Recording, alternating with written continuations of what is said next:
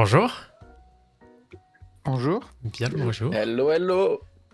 Comment ça va, messieurs? Putain, on est nombreux hein, ce soir. Hein. Ah, Ah bah, c'est un procès médiatique, hein. En effet, on va aborder un sujet qui, je pense, va beaucoup faire parler, que ce soit en bien ou en mal. Un sujet, on va dire, peut-être même clivant. On peut même peut-être utiliser ce terme-là. Mais tout d'abord, comment allez-vous, messieurs? Ça va, moi personnellement ça va. Il fait beau, il fait chaud. On retrouve les streams petit à petit après une petite pause, donc ça fait une petite pause hein, à l'échelle de Tibi, hein, donc 3 jours. Quelques jours. Ouais. Voilà, mais tranquille, ouais, ça fait plaisir. Tout à fait. Et donc, accompagné que ce soit à la planche qui offre un sub. Ouais, bravo. Merci. Ah, il a pas d'argent pour s'acheter un micro, par contre, pour balancer des subs, là il en a. Hein.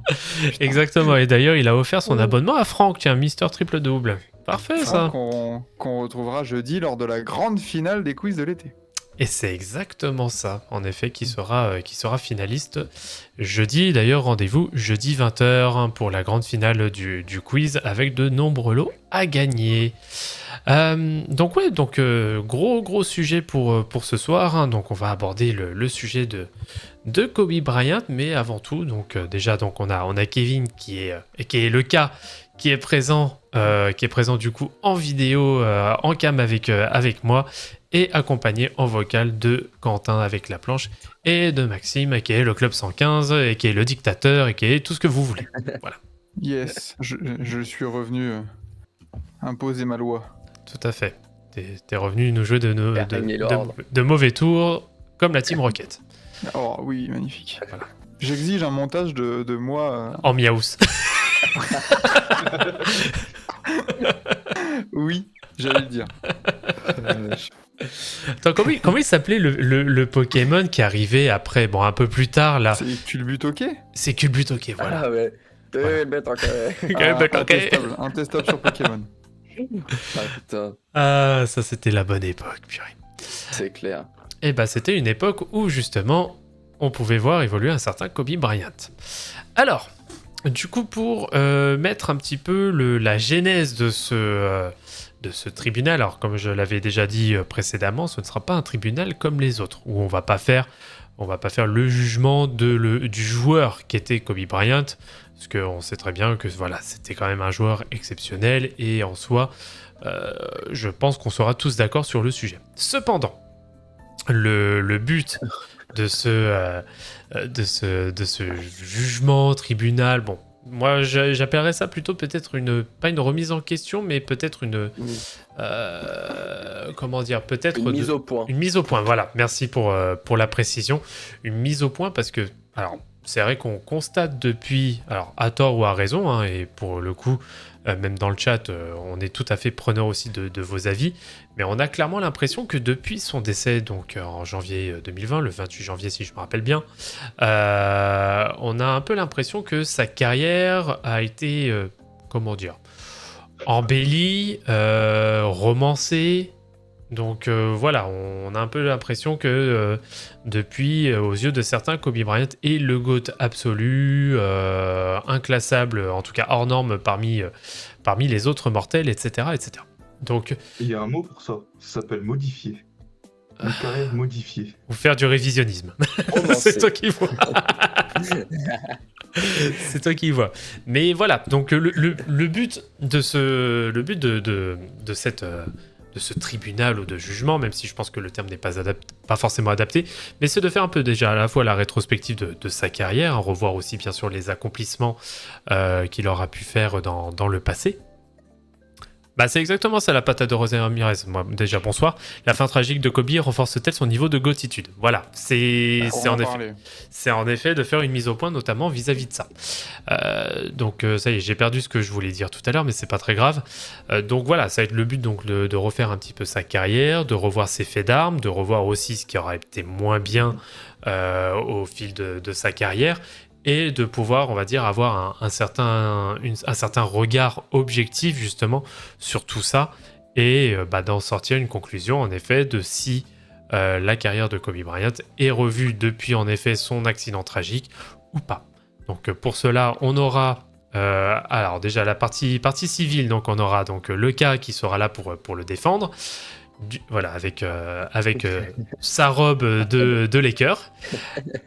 On aura de l'autre côté, donc du côté du procureur de la République, donc Quentin, qui, alors vous le voyez pas là à cette heure-ci, mais qui arborde un très beau maillot des Spurs.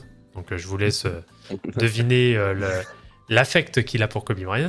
Et on aura en observateur de l'ONU le casque bleu, le Suisse, le casque bleu, voilà, qui sera Maxime, et qui en profitera avec moi-même pour le coup, pour peut-être faire des relances ou peut-être nuancer peut-être certains propos, etc. Donc voilà Exactement. pour la configuration de ce tribunal. Très bien. Avant de commencer donc les défenses de chaque comté, ou en tout cas attaque et défense, du coup Maxime, tu souhaitais peut-être introduire justement le sujet. J'aime introduire les choses, donc oui, Cochon. Le dernier tribunal, je me suis dit que j'allais revenir à mes petites introductions, petites déclarations, comment on dit, quelle éloquence en tout cas. Préliminaire, voilà, les déclarations préliminaires. Et Dieu sait que les préliminaires sont importants. Cochon. Ça commence bien. Du coup. Bonsoir à tous, bienvenue dans cet ultime tribunal de TBA. C'est vrai, je sais pas quel numéro on est, mais on doit s'approcher lentement de la dizaine. Ouais, pas loin. Mine de rien. Et en ce 5 septembre 2023, ce n'est pas un dossier facile que nous allons traiter.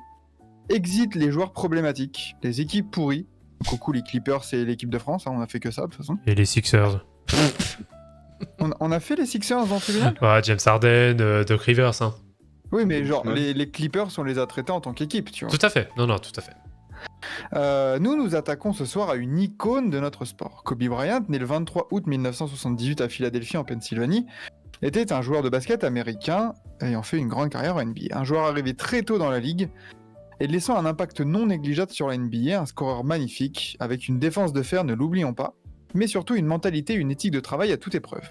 Des hauts et des bas comme dans toutes les carrières, des blessures, des comebacks et des moments légendaires, la carrière de celui dont le prénom est plus célèbre que le nom est jonchée d'exploits. Cependant, on ne juge pas la carrière du joueur ce soir, comme tu l'as dit Vlad. Nous jugeons la romance de cette carrière depuis le 26 janvier 2020, jour tragique où il nous a quittés. Depuis ce jour, Kobe semble avoir acquis un nouveau statut, celui d'intouchable. Il fait soudain son arrivée dans tous les top 5 all-time, même ceux de ses anciens détracteurs, semble être devenu le joueur ultime, sans défaut. Alors la question à laquelle nous allons essayer de répondre, de la manière la plus objective qui soit, hein, Quentin, est la suivante. La carrière de Kobe Bryant est-elle trop romancée, trop sublimée depuis sa mort ? En faisons-nous trop, ou alors au contraire avons-nous enfin ouvert les yeux sur la légende qu'il était ? Tant de questions et bien d'autres qui nous tiendront en haleine ce soir avec ce magnifique casting dans ce tribunal. Voilà, messieurs. Parfait. Merci pour cette introduction. Très cher.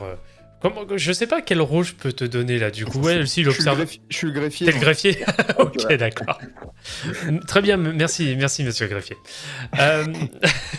Alors, du coup, pour refaire très rapidement la carrière de Kobe Bryant, alors ça va prendre quelques minutes, hein, je vous le cache pas. J'ai encore bossé un petit peu le sujet et j'ai mon prompteur sous les yeux pour pouvoir justement vous donner un petit peu tous les faits d'armes, en tout cas refaire un peu la chronologie de la carrière de Kobe Bryant. Donc du coup, Kobe Bryant, né le 23 août 78 à Philadelphie, Pennsylvanie, très belle ville d'ailleurs au passage, est l'un des joueurs de basketball les plus emblématiques et accomplis de tous les temps. Il a passé toute sa carrière de 20 saisons dans la NBA avec les Los Angeles Lakers, donc de 96 à 2016.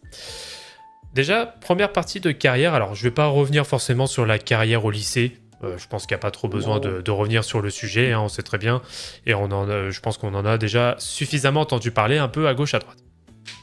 Donc Kobe Bryant, sélectionné en 13e position lors de la draft 96 par les Charlotte Hornets, mais immédiatement échangé aux Lakers. Au cours de ses premières saisons, donc, il fait preuve d'une certaine maturité et d'un potentiel qui est quand même hors norme pour le coup, ce qui lui vaudra quand même un rôle déterminant dès sa saison rookie, même s'il a commencé remplaçant dans un premier temps. Car on avait notamment un All-Star au poste d'arrière qui s'appelait Eddie Jones. Donc voilà, les Lakers commencent à être performants hein, depuis aussi le transfert en tout cas l'arrivée d'un certain Shaquille O'Neal. Bon, ça échoue. Ça échoue quand même sur des séries. Alors après, concernant Kobe Bryant, c'est vrai qu'on retient surtout la série face au Jazz, où il aura, alors certains diraient choke, moi je dirais plutôt peut-être une erreur de jeunesse, ou en tout cas un passage qui lui a permis justement peut-être de progresser par la suite, avec notamment, c'était 3 ou 4 airballs, je sais plus, d'affilée, dans un moment, on va dire, assez crucial face au Jazz de Utah. Bon, enfin bref. Donc de 96 à 99, voilà, on va dire que c'est la période de développement. Ensuite, on a la période 2000-2002, où là, c'est simple, les Lakers terrassent tout le monde, que ce soit les Sixers ou que ce soit les Nets ainsi que les Pacers. Au total, donc on part sur 3 titres, hein, on part sur un three-peat qui sera largement dominé par un Shaquille O'Neal. Cependant, Kobe Bryant a un rôle aussi plus que majeur quant à la réussite de ces Lakers, car c'est vrai qu'on aime beaucoup dire que Kobe Bryant était seulement lieutenant de Shaquille O'Neal, mais lorsqu'on regarde quand même les moyennes de Kobe Bryant, il était bien plus qu'un simple lieutenant, on peut limite dire une option 1+, en tout cas 1 bis. Donc voilà, ses compétences de scoreur, sa polyvalence et aussi sa défense, qui sont très sous-cotées pour le coup, ont été parfaitement essentielles à ses succès. Ensuite, 2003, année un petit peu moins sympathique pour le coup. Donc déjà les Lakers qui sont éliminés par les Spurs en demi-finale de conférence. Et suite donc à cet été-là, donc en juillet 2003, Kobe Bryant est accusé d'agression sexuelle par une employée d'un hôtel du Colorado où il séjournait pour subir une opération au genou. Bon, la dame âgée de 19 ans a allégué que Kobe Bryant l'avait agressée sexuellement dans sa chambre d'hôtel. Bon, voilà, il aura quand même admis avoir eu une relation avec elle, mais qui était complètement consentante pour le coup. Donc l'affaire en effet a suscité une énorme attention médiatique et a eu des répercussions pour le coup importantes durant cette période-là. Cependant, en septembre 2004, donc là on parle quasiment on parle même de plus d'un an de procédure judiciaire, les accusations pénales auront été abandonnées après que la plaignante ait refusé justement de témoigner lors du procès. Donc il y a eu un règlement à l'amiable qui s'est fait pour éviter justement d'aller plus loin. Cependant, sa carrière a quand même été bien entachée de par cette histoire, parce qu'il faut rappeler que pendant toute la saison 2003-2004, il aura eu à faire de multiples allers-retours dans le Colorado justement en vue de cette affaire. Donc ce qui aura eu quand même un impact sur les Lakers malgré le renforcement avec un Gary Payton et un Karl Malone. Bon, voilà, les Lakers en 2004 donc échouent face aux Pistons, donc 4-1. Bon, voilà pour cela. Alors après, on va avoir une période un peu creuse pour le coup pour les Lakers, où il va y avoir notamment Shaquille O'Neal qui va partir au Heat, Gary Payton et Karl Malone qui prennent, Gary Payton qui part aussi au Heat par la suite, avec un petit passage notamment à Milwaukee si je me rappelle bien. Milwaukee-Boston si je me rappelle bien, et Karl Malone donc, qui met fin à sa carrière. Donc là on connaît on va dire vraiment une période de transition, malgré qu'on ait vraiment eu un Kobe Bryant all-time sur un point de vue vraiment individuel, malgré des saisons on va dire plus que moyennes collectivement pour les Lakers, là où il va vraiment signer ses moyennes les plus impressionnantes, et on retient bien sûr le match de la saison 2005-2006 contre les Raptors, où il va mettre la bagatelle de 81 points, et d'ailleurs il y aura un très bon scoring combiné avec Smush Parker qui fera au total 84 points. Donc voilà, individuellement c'est extrêmement fort, mais les résultats collectifs ne suivent pas, avec notamment une équipe des Lakers qui est quand même assez affaiblie, en tout cas très faible, pour pouvoir voilà, avoir l'ambition d'aller beaucoup plus loin en play-off. On aura ensuite donc l'arrivée, les arrivées même de deux personnes qui seront quand même majeures au futur succès des Lakers, hein, qui sont Pau Gasol et Lamar Odom, pour justement redonner une dynamique aux Lakers, ce qui leur permettra de reprendre très rapidement le très haut niveau en 2008, en arrivant en finale NBA face aux Boston Celtics. Bon, ils s'inclineront 4-2 sur cette série, mais derrière, ils continueront sur cette très bonne dynamique en faisant donc un doublé à la fois en 2009 face au Orlando Magic, en les ayant quand même balayés, c'est 4-1 pour le coup, et en 2010, pareil, un nouveau titre des Lakers face aux Boston Celtics, et cette fois-ci en 7. D'ailleurs, j'ai oublié aussi de mentionner le très gros apport d'un certain Ron Artest ou Metta World Peace ou Panda's Friend. Bon, vous l'appelez comme vous voulez. Donc voilà, donc retour au sommet et titre ultime pour Kobe Bryant en 2009-2010. Et ensuite, donc, on va avoir donc, les dernières saisons qui, voilà, le pépère commence à bien vieillir. Et il va avoir, malheureusement, ce sera une dernière partie de carrière qui sera marquée par beaucoup de blessures et des difficultés aussi pour les Lakers, car champions en titre en 2011, ils se font sweeper par les Mavs, qui seront du coup champions en 2011 face au Heat, qui aura quand même... qui sera quand même une grosse tâche, notamment aussi sur le CV de Phil Jackson, parce que c'est ce qui marque la fin de carrière de Phil Jackson en tant que head coach. Donc voilà, il y a quand même pas mal de choses à cause de cette série qui vont quand même s'engendrer par la suite. Donc pour revenir, entre 2011 et 2016, donc elles sont marquées par les blessures et les difficultés pour les Lakers, mais en parallèle, Kobe Bryant arrive quand même à briller individuellement lorsqu'il est sur le terrain. Bon, il y aura grosse blessure, notamment en 2013 face aux Warriors, où là, il va y avoir donc rupture du tendon d'Achille. Il va être écarté des terrains pendant, je crois que c'est plus d'1 an, si je dis pas de bêtises. Oui, je pense. Ouais, c'est quasiment, c'est 1 an, j'ai plus exactement la durée.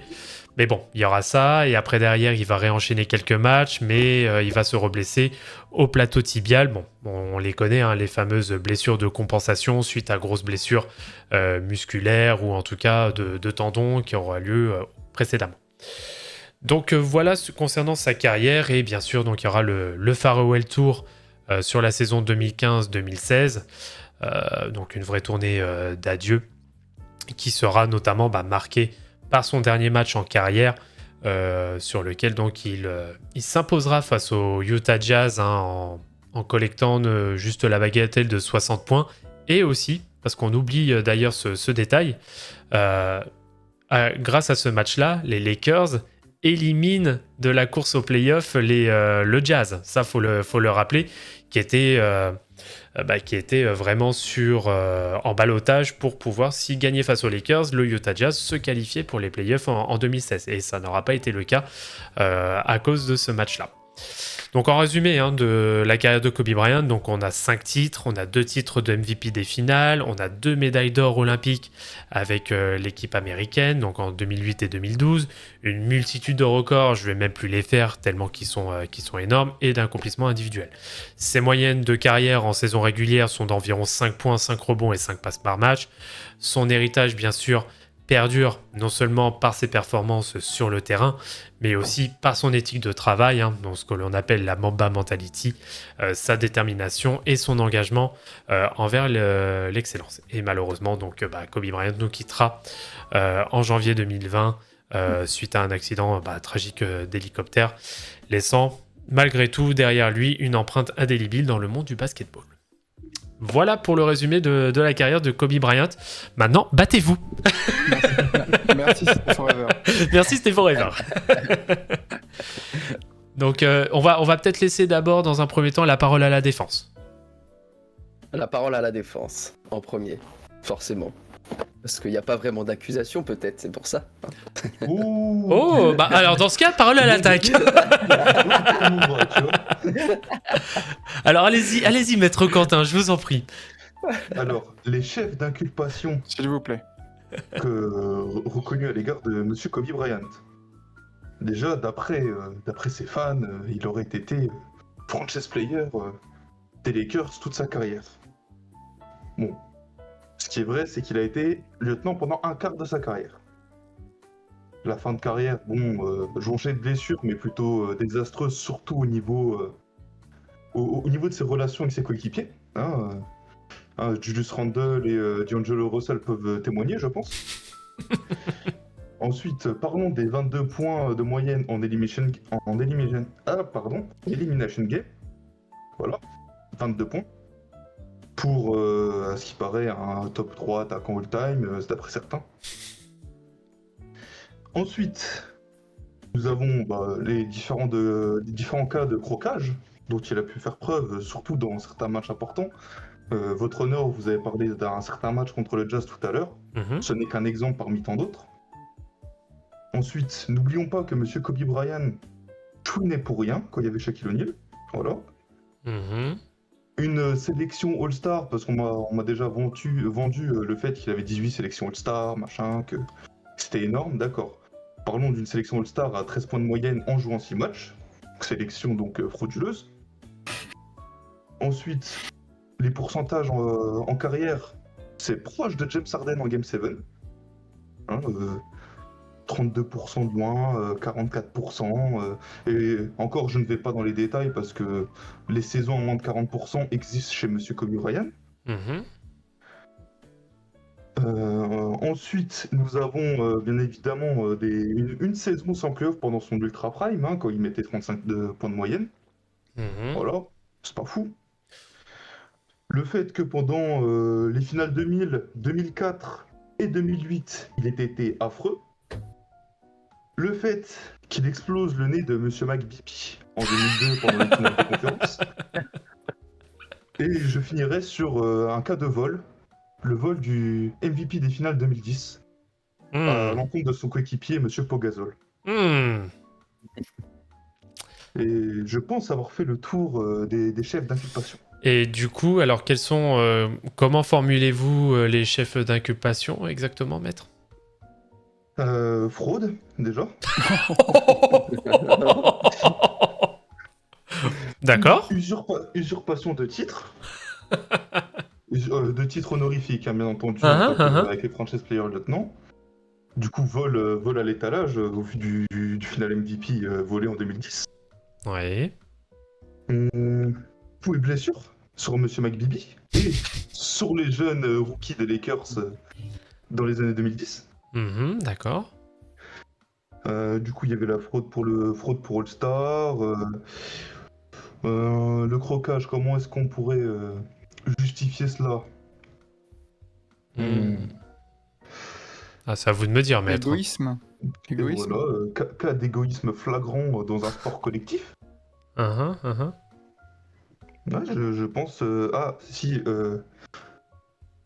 concernant certains pourcentages et les 22 points d'Elimination Game, je propose de requalifier ça en tant que terrorisme notoire.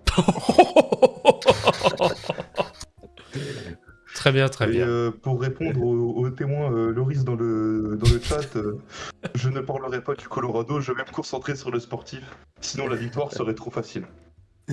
Très bien, merci maître. Si je puis me permettre, avant que Kevin embraye, Quentin, j'ai l'impression que vous faites le tribunal des fans des Lakers, mais pas de Kobe Bryant. Ah, mais si. Moi, je prends juste les éléments dont on m'a raconté et puis je vais comparer. Oui. Très bien. Très bien. Okay. Je laisse la main. Allez-y, maître. Bon. Je pense qu'il est temps de remettre un petit peu d'ordre dans tout ça, déjà, quand même. En même temps, quand l'avocat qui est en face porte un maillot des Spurs et a une haine contre Kobe Bryant, je pense que tout de suite, le jugement manque un petit peu d'objectivité. Mais j'en prendrai pas compte dans mon rapport. Mais bon, je vais pas relever tous les termes un petit peu désastreux qui ont été employés à l'égard de notre Saint Kobe, mais je vais revenir sur quelques petits points quand même qui m'ont fait un petit peu tilter, notamment je pense sur la première partie qui concerne son rôle de lieutenant. Alors, je veux bien que Scottie Pippen soit un lieutenant, que Klay Thompson soit un lieutenant, mais je pense que déjà à cette époque-là, Kobe Bryant était plus qu'un lieutenant. La première année, bon, on va pas trop en parler, c'est airball face à Utah où il se retrouve tout seul, sans son grand frère Shaq qui venait de l'accueillir dans cette équipe. Mais c'est justement ce moment, je trouve, qui est important et qui montre, et un autre moment aussi d'ailleurs après, mais qui montre aussi ce qu'est un vrai champion et ce qu'il est capable de faire dans ces moments-là. Parce que combien de joueurs, après avoir fait 4 airballs d'affilée dans un match aussi décisif, auraient plongé totalement, hein. On peut penser à Ben Simmons par exemple, hein, qui est un exemple très facile. Le pauvre. Mais ouais, c'est pas grave.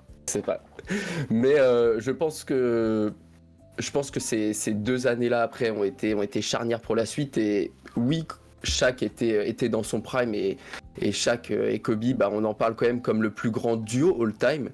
Et dans ce duo, je pense qu'on est plus proche, en tout cas sur la période des 3 titres, puisque d'accord, les 3 saisons d'avant, c'était l'échauffement pour Kobe Bryant, c'était la mise en bain, la mise en bouche dans la grande ligue. Mais après, à partir pendant ce free pit, on est plus sur du 1A et sur du 1B, où certes il y avait un Shaq qui écrasait les raquettes comme jamais, mais il y avait aussi un joueur tellement tueur et tellement, oui parfois un petit peu croqueur, encore un petit peu foufou, mais tellement important en attaque mais aussi en défense, hein. Un point que j'aimerais bien remettre aussi sur la table, parce que souvent on dit qu'à certains grands joueurs il leur a manqué de l'autre côté du terrain, comme par exemple Carmelo Anthony. Et bah il faut le souligner quand même pour Kobe Bryant et souvenir que c'était un excellent défenseur. Après, bon là. Excuse-moi, je te coupe parce qu'il y a Duke Altef 4 qui nous a lancé un raid avec un groupe de 15 personnes. Bienvenue à tous. Let's go. Vous arrivez parfaitement au bon moment pour entendre la véritable histoire de Kobe Bryant. Et du coup, t'as pas mis les alertes, Vlad? Bah si, pourtant. Je l'avais eu l'alerte tout à l'heure. Il y a eu le don, il y a eu l'alerte. Enfin, il y a eu le sub. Parce que là, est-ce qu'on a vu un pitbull qui dansait? Ah, j'ai pas fait gaffe. Ah là là là là. J'ai pas fait gaffe. C'est pas très grave. On pourra revoir ça. Et bonsoir, la sœur du pape. Magnifique pseudo, encore une fois. On a que des gouttes du pseudo ici. Hein. Excuse-moi, je te laisse reprendre. Pas de souci.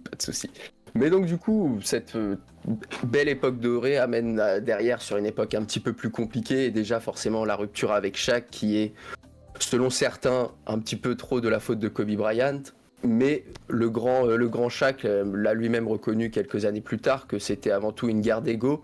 Et je pense que dans cette histoire-là, bah, celui qui est là depuis le plus longtemps, qui a le plus d'expérience dans cette ligue aussi, aurait dû peut-être faire plus les efforts vers une star montante, vers une étoile naissante comme est Kobe Bryant à ce moment-là. Et peut-être qu'un terrain d'entente aurait pu être trouvé, mais souvent dans ce genre d'équipe aussi, il y a toujours 2 mâles alpha et parfois c'est un petit peu compliqué, on l'a bien vu. Mais voilà, c'est comme une histoire d'amour impossible, voilà, ça marche pas des 2 côtés surtout. Après, bon, une période un peu plus compliquée, mais où certes ça va être plus compliqué, mais en même temps il va être capable de se réinventer. Et moi, c'est cette deuxième partie de carrière aussi qui, je pense qu'on peut lui reprocher pas mal de choses à ce jeune Kobe Bryant un petit peu fougueux, que ça soit sur, en dehors du terrain, parfois avec une attitude un petit peu désinvolte, etc. Mais combien de joueurs ont fait toute leur carrière comme ça sans jamais se remettre en question, alors que Kobe Bryant, justement, lui a été capable toujours, je trouve, de s'améliorer un petit peu comme un bon vin, de se beaufiner, de devenir de plus en plus beau. Ça c'est Quentin après de faire, ça. Je reconnais. Ne me comprends une petite nature. Et je pense que ouais, c'est cette capacité de se réinventer aussi que je trouve qui est primordiale à mettre en avant, parce que oui, les Lakers ont connu des phases un petit peu plus basses en termes de résultats sportifs, etc. Bon, après, oui, parfois Kobe en faisait un peu trop, mais en même temps, il fallait voir ce qu'il avait parfois à côté, hein. C'est sûr que tu joues pas des finales avec ça parfois. Et au final, pour arriver 10 ans plus tard, 10 ans après le premier titre quasiment, pour arriver dans cette fin de décennie 2010 et pour avoir ce doublé avec Pau Gasol en tant que vrai lieutenant. Voilà ce que c'est un vrai lieutenant. Pau Gasol était un lieutenant de Kobe, mais Kobe n'était pas vraiment un lieutenant de Shaq. Et voilà, moi je trouve que c'est cette capacité de se réinventer qu'il faut mettre vraiment en avant. Et après, pour moi, dans mes livres, j'ai vu que la carrière de Kobe s'arrête après en 2010, en fait, apparemment. Mais du coup, dans les livres d'histoire, voilà, D'accord. il finit sur ce 5e titre. Est-ce où que c'est malheureusement, après, est-ce que c'est pas un syndrome Michael Jordan aux Wizards? Oups. Oups. ça y ressemble un petit peu. Mais c'est dommage quand même pour Kobe, cette période, même si bon... Est-ce qu'il y avait encore l'effectif, etc. pour jouer des choses, ça reste d'autres sujets. En même temps, après, bon, les Julius Randle, etc., s'ils n'avaient pas joué avec Kobe Bryant, ils n'auraient pas la carrière qu'ils ont eue aujourd'hui. Hein, ils se sont fait un peu taper sur les doigts et ça leur a fait du bien dans ces moments-là. C'est sûr, ils n'auraient pas été transférés. Il serait pas devenu All-Star, c'est sûr. Ça, c'est la Mamba Mentality, ça a été transmission directe. Pourquoi il y a eu un ban Bah parce que la sœur du pape m'a mis au défi de lui montrer que j'étais un vrai modo. Donc je les banne 10 secondes. La dictature. Ah oui, faites attention. Mais voilà, pour finir, une pointe de regret quand même dans cette fin de carrière de Kobe Bryant qui a été le résultat de 15 ans de travail acharné et qui a fait que le corps a cédé à un moment et que même s'il aura toujours combattu pour revenir, jamais il n'aura eu une chance de se rebattre pour quoi que ce soit. Mais en tout cas, nombreux auraient arrêté sa carrière avant et voilà, juste pour cette hargne et cet amour du basket qu'il a mis dans son travail tous les jours, je pense que ça mérite beaucoup de louanges quand même. Alors, Du coup, vas-y Maxime. c'est vrai que là-dessus, ce qu'on peut ne pas lui reprocher à Kobe, c'est sa résilience. C'est le fait de jamais abandonner tout ça, même après les grosses blessures et tout ça. Donc ça c'est quelque chose vraiment qu'on ne peut pas lui enlever. J'ajouterais aussi sur le côté Shaq, pas Shaq, des petits éléments comme ça. Vous en faites ce que vous voulez, même vous dans l'audience.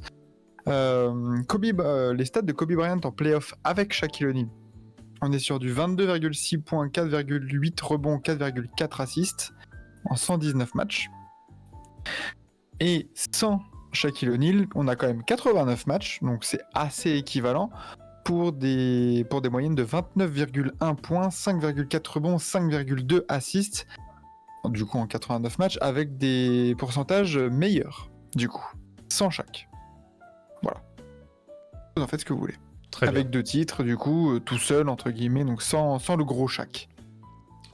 Moi, j'aimerais revenir sur la période dorée, le three-peat, tout ça, où Maître Kevin, Maître Lecas, nous a dit que oui, c'était des co-franchise players, en gros, que c'était une option 1 et un bis, qu'ils avaient un statut assez équivalent. Eh bien, je suis allé voir les stats juste des finales NBA. Ouais. Pour aller dans le plus important, dans ce three-peat. Alors, les finales 2000, Monsieur Shaquille O'Neal est à 38 points, 16 rebonds, 2 passes, une interception, quasiment 3 comptes de moyenne.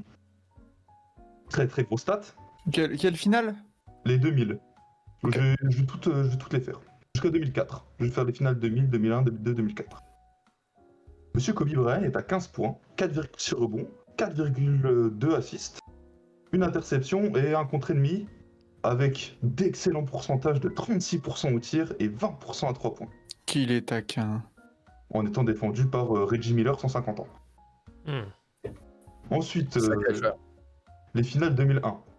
Shaquille O'Neal baisse un petit peu, il est que en 33-16-5 avec 3 contres. Kobe, lui, s'augmente un petit peu tout de même, 24 points, presque 8 rebonds, presque 6 passes, une interception ennemie, un bloc ennemi. Mais avec les pourcentages montent aussi un peu, attention, 41% au tir et 33% à 3 points. Ce qui est 33% à 3 points, ça va encore pour du Kobe. Les finales 2002, là, rien à dire. Bon, Shaq est toujours en 36-12 avec 3 contres et 4 passes. Kobe a de meilleures stats et de très très bons pourcentages. Hein. C'est du 27-6-5 en 51% au tir, 54% de loin. Donc ça, c'est excellent. Et ensuite, j'aimerais revenir sur les dernières finales du duo. Les finales 2004, perdu par les Lakers. Où Mhm. les Lakers ont été ignobles, on peut le dire. Mhm. Donc Shaq, ça baisse. Il est en 26-11. Même pas un contre. Voilà, Ben Wallace en a fait son 4 heures. Monsieur Kobe redescend, 22 points, même pas 3 rebonds, 4 passes, presque 2 interceptions par contre, avec, à des pourcentages, 38% au tir, 17% à 3 points. J'appelle pas ça une option 1 bis, personnellement. Parce qu'il y a, sur ces 4 finales, au final, il y en a, allez, on va dire 2 où ça va, et une où c'est très très bien. Et puis les autres, c'est de la merde. Alors, par rapport justement à ces moyennes-là, après, en parallèle, Kobe a quand même aussi de vrais. Je me permets de contre-argumenter, du coup, il a quand même aussi de sacrés statement game. Moi, je repense. Moi, le premier match qui me revient direct en tête, c'est le match 4, si je dis pas de bêtises, finale 2000 face aux Pacers, où c'est clairement lui qui fait le tournant de la série pour le coup. Donc, certes, en termes de moyenne statistique, bon, il est peut-être en dessous de Shaq. Alors après, Shaq, on va être très honnête, c'était la puissance et la domination absolue, sachant que, pareil, faut aussi un peu remettre en contexte, qui est-ce qu'il affronte sur les 3 finales. Ça va être donc Rick Smith, ça va être Dikembe Mutombo, mais qui devient très vite, qui commence déjà à bien vieillir, et un Todd McCulloch. Ça va. Bon, j'ai envie de dire, vu la domination qu'il avait, heureusement qu'il a eu ces moyennes-là.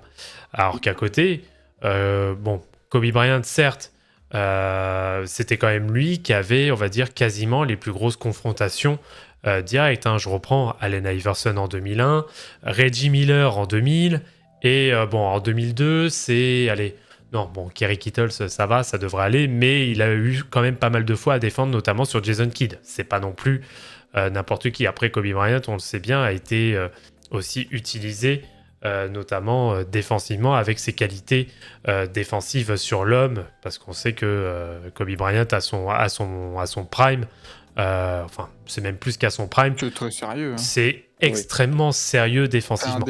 Un des meilleurs défenseurs extérieurs all-time. Oh, complètement. Jusque-là. Complètement. Moi, sur ça, je n'ai pas de complexe à le dire. Ouais.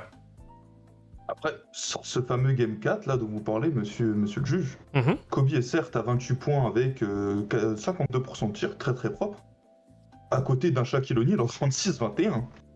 Tout de même. Et alors ? Alors. Oui, mais alors après, c'est attention, faut pas lire seulement les stats. C'est que sur ce match... Je prends les éléments qui m'arrangent. Oui, tout à fait, je vois ça. Voilà, Merci de l'avouer, j'ai peur. Quand il a des mauvais pourcentages, une mauvaise ligne de stats à côté de Shaq, c'est contre lui. Et quand il a même une bonne ligne de stats avec Shaq, c'est contre lui aussi. Ah, c'est génial. On peut pas faire plus à charge. J'ai dit que c'était très bien. J'ai dit juste que Shaq était encore plus exceptionnel. Ah, mais c'est surtout là. Alors, c'est surtout... comment dire, c'est surtout les moments auxquels, parce qu'il fait un énorme 4e quart-temps sur ce match-là, c'est lui vraiment qui retourne la situation. Et puis pareil, tu citais tout à l'heure la finale 2004. Heureusement que c'était quel match? C'est le match 3 où il met un sacré dagger pour aller en prolongation et gagner l'unique match de la série aussi. Je vois, il y a DKR Bas qui nous dit: je vois plus un duo A1, 1A, 1B avec par exemple Jokic et Murray sur les derniers playoffs par rapport au duo Shaq et Kobe ou Giannis Middleton en 2021 en termes, je pense, d'équivalence de niveau ou de responsabilité. Oh, waouh! Attention à pas sous-estimer les playoffs de Jokic, les gars. Oui, bien sûr. Mais moi, c'est plus du coup le côté Murray, moi, qui me gêne. Ah ouais? Murray, c'est un petit peu faible par rapport à ce qu'a fait Kobe, je pense. Bah, au final, sur les 3 titres, il y a vraiment la saison 2000-2001 où les Lakers ne perdent qu'un match en playoff. Et c'est les meilleurs playoffs de Kobe à côté de Shaq. Il est en 29-7-6 sur toutes les playoffs. C'était de très bonnes playoffs. Mais tu regardes celle d'avant, du coup les 2000, il est que, entre guillemets, attention, à 21 points. Et celle d'après, et en 2002, ça descend un peu comparé à 2001, où il redescend à 26. J'aimerais bien ajouter un petit mot là-dessus. Moi, je pense que oui, si on compare les stats brutes, bien sûr que ce que fait Shaq sur le premier titre, 30 points, 15 rebonds. Enfin, aujourd'hui, on s'est extasié sur ce qu'a fait Jokic cette année, même si c'est un tout autre style. Mais si on parle juste en termes chiffrés, on s'est extasié un peu sur ce qu'a fait Jokic. Bah, il faut bien se rendre compte aussi à l'époque ce que c'était quand même Shaquille O'Neal. Mais il avait quand même déjà 27 ans. Il avait déjà quand même de l'expérience dans cette ligue. Et quand tu regardes surtout, moi ce que j'ai trouvé intéressant surtout, c'est que les meilleures performances statistiques purement pour Shaq, c'est justement quand il est avec Kobe. Alors oui, certes, Kobe a parfois aussi des pourcentages un petit peu en berne parfois sur certains matchs, mais je pense qu'aussi on se rend pas compte à quel point s'il n'y a pas Kobe, ça libère pas autant d'espace pour Shaq aussi d'avoir un joueur aussi performant comme ça sur les ailes, qui est aussi dangereux, qui peut autant attaquer le cercle, etc. Ça a ouvert aussi forcément plus de place à Shaq. Et bah, c'est justement à partir de là qu'il a commencé à concrétiser aussi ses performances statistiques, le Shaq, avec du coup des trophées derrière et des trophées de MVP des finales parce que ses stats étaient incroyables aussi.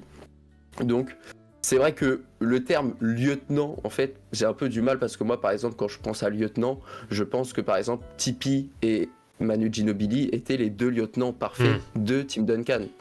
Mais ouais, par exemple, quand ça a été cité dans le chat aussi, Giannis et Middleton, c'est pareil. Middleton, il fait des très bonnes finales, des très bons playoffs, etc. Mais c'était pas non plus de ce qu'était capable d'apporter Kobe à l'époque. Et je sais pas, le terme, en fait, de dire, d'accord, que je ne dirais pas que c'était le franchise player, mais peut-être plus celui qui avait déjà l'âme de tueur et qui a réussi aussi à un peu la faire diffuser à ce moment-là, à un Shaq parfois un petit peu en dilettante. Je pense que le Shaq n'a jamais été aussi bon qu'à côté de Kobe Bryant. Et c'est parce que, justement, Kobe Bryant avait aussi ce côté mâle alpha qui permettait de confronter face à Shaq et en même temps d'être un duo complémentaire. Après, je trouve que c'est dur de ta part, Quentin, d'aller en mode... d'avoir l'argumentation principale de dire que c'était le lieutenant de Shaq. On parle quand même d'un des...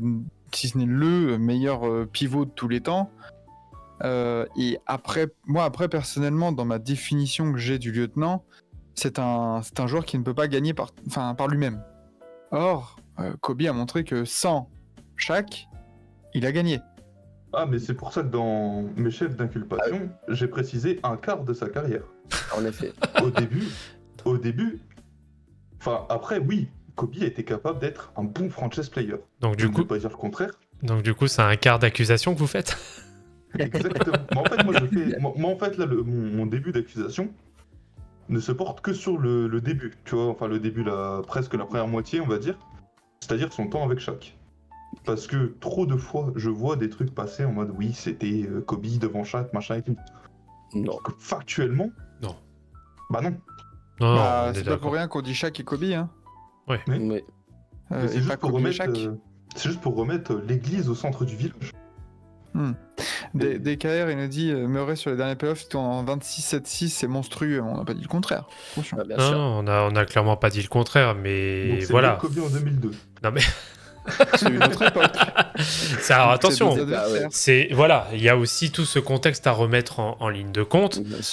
Début des années 2000, on est sur une pace à peu près de 90. Un petit peu plus de 90. Là maintenant, on est sur une pace qui est à 100, 102, 103, je crois, un truc du genre. Donc déjà, rien qu'en termes de rendement, si tu prends un Kobe qui était à l'époque à 24 points de moyenne, bah là, il serait à 29-30 points. Sur en tout cas 28-29 points sur des stats de lieutenant. Sur une période actuelle. Donc en effet, des stats de lieutenant, ok, à côté Shaq, il serait à plus de 40 points. Mais après, l'option 3, c'était Derek Fisher aussi, donc forcément... Bah, ça va, Derek Fisher quand même, ça a été quand même très sérieux avec Kobe, hein, il l'a quand même suivi quasiment tout le long de sa carrière. Et pas dit qu'il était nul, attention. Et puis, il aura été... Enfin, c'est pas question d'être nul, mais on va dire que Derek Fisher, lui, en effet, on peut le considérer comme lieutenant aux Lakers parce que c'est l'homme de devoir, qui est hyper clutch, parce qu'il faut rappeler aussi à quel point Derek Fisher aura été clutch pendant sa carrière. Donc là, oui, là, lieutenant, moi, ça me va tout à fait. C'est vraiment le bras droit de Kobe Bryant tout le long de sa carrière, quasiment. Mais de là, moi aussi, j'ai un peu de mal. Pour revenir sur les propos de Kevin, moi aussi, j'ai du mal sur sur la notion de lieutenant de Kobe Bryant parce que alors c'est ce qui lui a fait son défaut aussi hein, sur le reste de sa carrière et même ne serait-ce qu'avec Shaq, c'est que voilà, il a un égocentrisme qui était précoce. Il était hyper égocentrique dès qu'il est arrivé en NBA. Beaucoup de choses étaient tournées autour de lui, ce qui a rendu en effet des relations très compliquées et tendues avec ses coéquipiers, notamment Shaq. Hein, c'est ce qui aura aussi causé plus ou moins son transfert pour le coup. Donc j'ai utiliser le mot pour moi c'est pas pour moi c'est pas adapté d'utiliser. Après j'ajouterais que comme le dit monsieur Quentin dans le chat, on envoie pour répondre à Rafik Jean qui dit c'est quoi ces légendes encore, on envoie des choses sur le réseau de l'ex oiseau bleu, il nous dit j'aurais envie de vous dire monsieur, vous en faites partie. Nettoyez un peu vos relations, je veux dire. Nettoyez un peu votre timeline, monsieur, parce que apparemment, visiblement, nous n'avons pas la même. Oui, parce que quand on fait ce genre de débat avec des Malik Top Nation, là je rigole. Alors c'est Zboop Nation maintenant. Zboop Nation. Et d'ailleurs, on passe aussi le passage, on fait le bisou à Lucas Lagonfleur-Roche. Ça fait toujours plaisir. Exactement. Mais je pensais même pas à Malik, tu vois, quand je parlais des. Non, mais c'était le tacle. De mon côté. Oui, mais ça c'était le tacle, hein, donc. Tranquille. Oui. C'est viril mais correct, ça joue. Je pensais plus à un compte qui a inventé des victoires de Kobe contre les Spurs en playoff. Mais encore. À Skip. À Skip, les Lakers de Kobe ont éliminé 6 fois les Spurs. Et cette confrontation. C'est à 4-3, tu vois, donc... mais du coup, tu vois, on en revient au même, pour moi, c'est un procès des fans de Kobe. C'est clair. Non, mais tu fais... Ce que je disais, c'est que là, pour l'instant, je remets juste l'église au centre du village. Ok. Tu vois, une petite Comme tu veux. Petite remise, tu vois, avant de sortir le couteau pour l'éventrer. Oh là, attention, tentative de meurtre, là, maître. Hein. Bah, non. Homicide. Non, je veux l'éventrer, mais c'est avec amour. C'est avec amour et respect. Mais voilà, bon, c'est pour ça que pour moi, voilà, j'ai du mal avec cet argument, enfin en tout cas cette notion de lieutenant.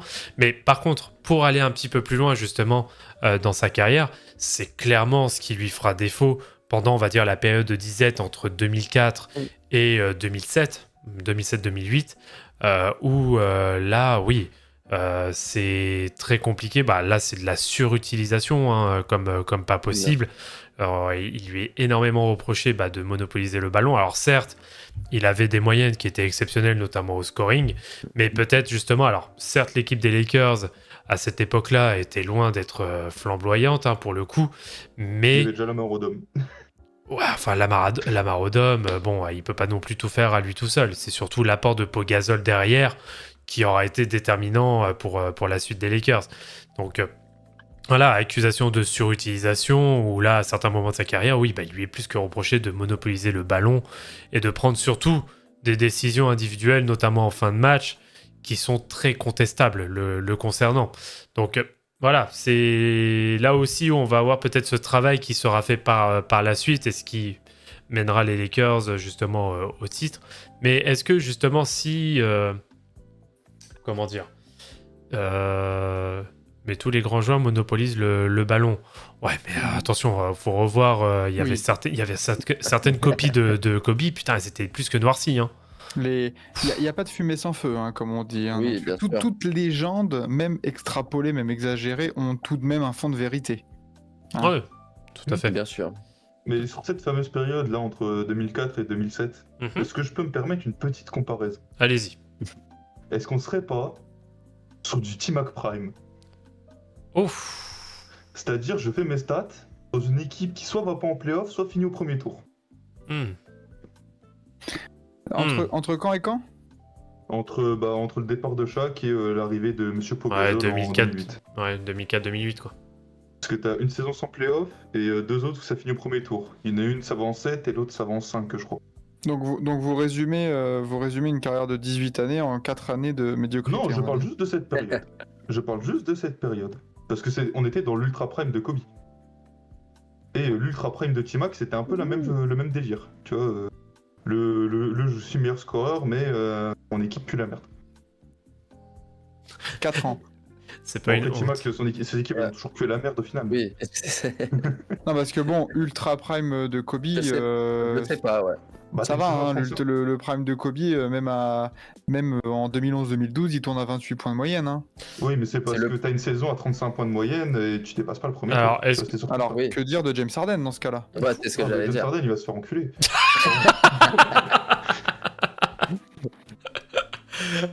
En gros, les pires périodes de Kobe, un peu, là, c'est cette période de 3-4 ans de transition et il fait des stats à la James Harden, avant James Harden, avec beaucoup moins de possession, etc. Donc, oui, il était un petit peu esselé et bah, il a montré tout ce qu'il savait faire au scoring, mais ça suffisait pas pour amener cette équipe de peintres. Et en même temps, Kobe était pas non plus à ce moment-là, je pense, dans les meilleures conditions, on va dire, pour réussir à devenir le leader d'une équipe qui était tournée autour de lui, parce qu'il avait dû quand même faire avec Shaq jusque-là, et après il a dû apprendre aussi à être ce leader pour les autres aussi. Et 2005-2006, 2005-2006, 2006-2007, ouais, 35 points et 31 points de moyenne. C'est plutôt correct. J'aimerais vous pointer du doigt, et je suis d'accord avec Rafik, c'est pas une honte d'avoir le niveau de T-Mac Prime, hein, C'est sûr. quand même, on Non. parle pas de... Non, je Ah. ne dis pas Non. que c'est une honte. Moi, je voulais faire la comparaison énorme performance individuelle Bien sûr. dans une équipe Mhm. avec très très peu de réussite collective. Ah ouais. Ça, c'est Justement, pas pour dans... dénigrer. Quand il est dans son prime à 28 ans, c'est la saison 2006-2007, les Lakers terminent en 42-40, donc un bilan positif.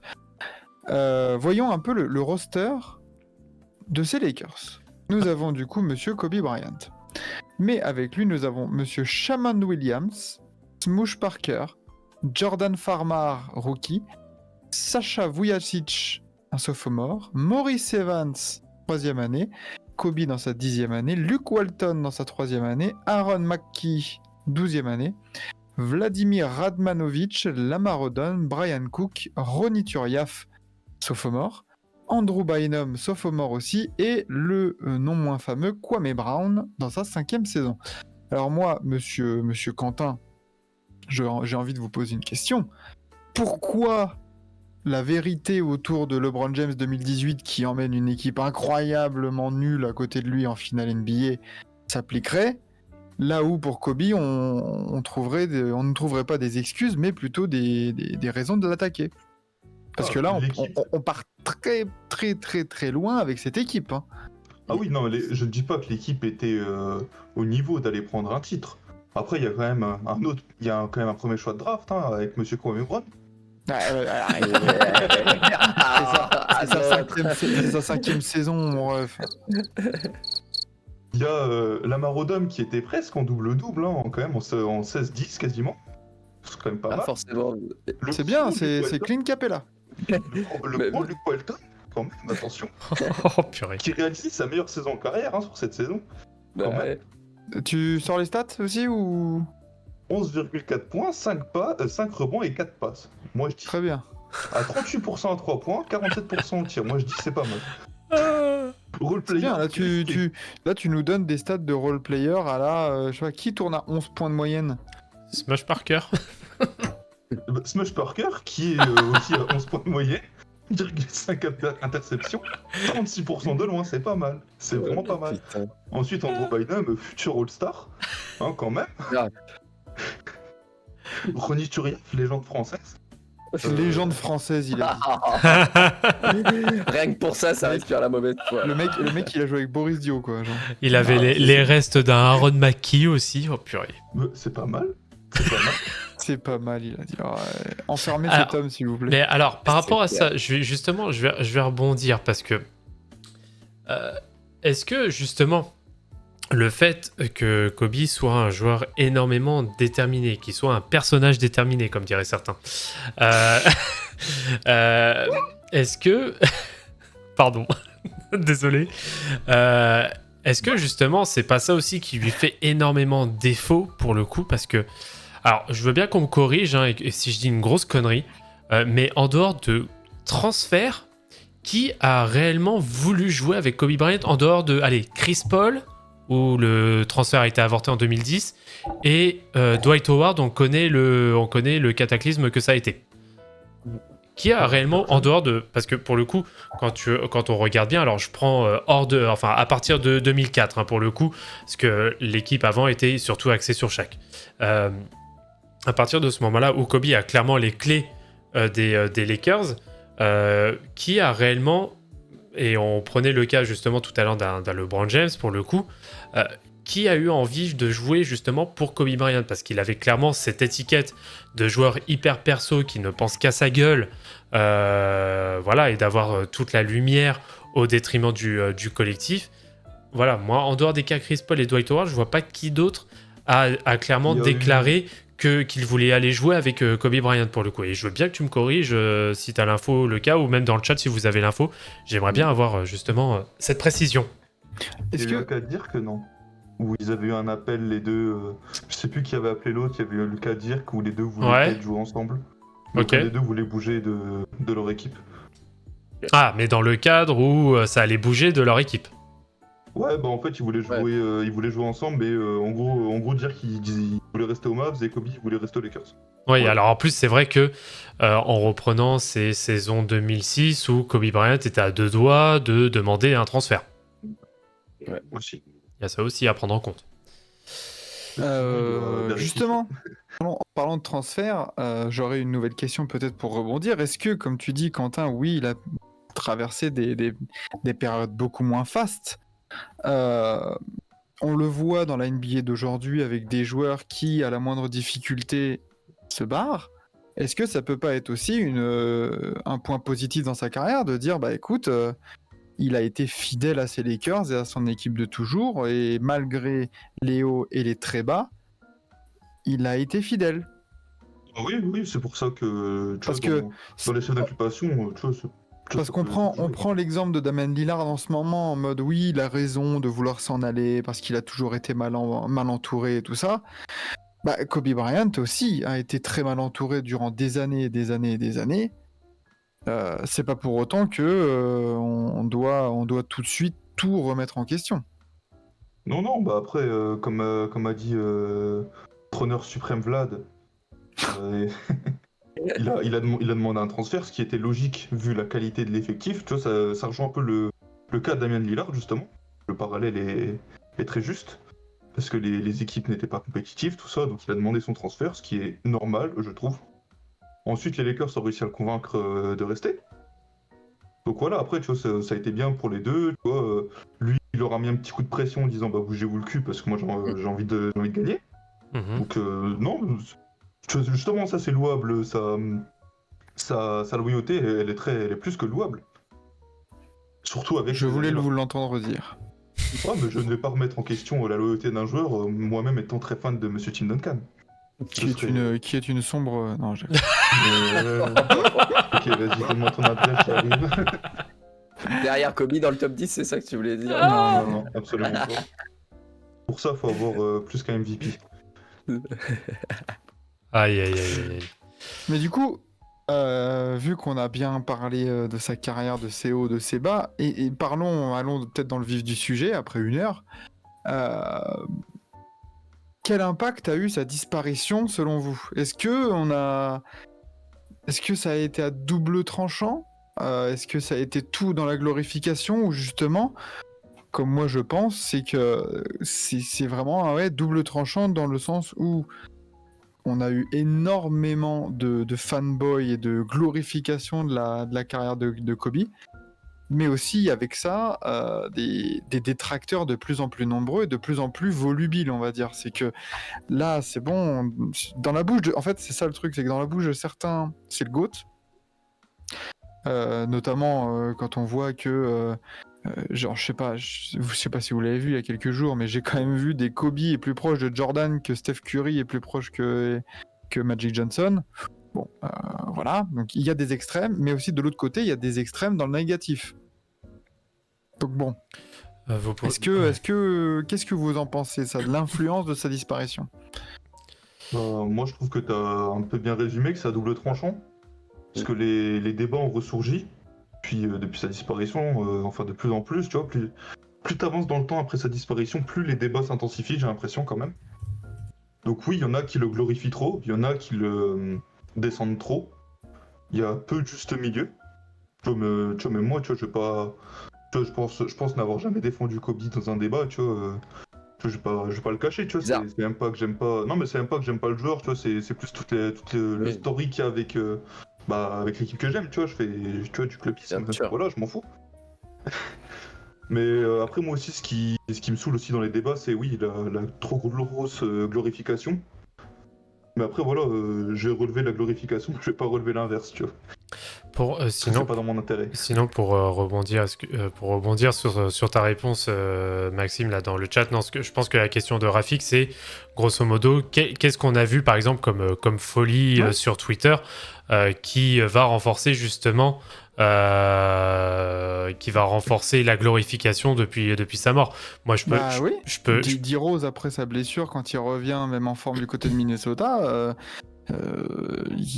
beaucoup, pour moi, surcote. Enfin, on a failli avoir D-Rose All-Star il y a Non, l'année c'est dernière ou quoi? c'est non, pas mais- dans ce sens-là la question. C'est grosso modo, qu'est-ce Oui. qu'on a entendu au sujet de Kobe depuis sa mort, en effet, qu'on n'aurait pas entendu s'il n'était pas mort.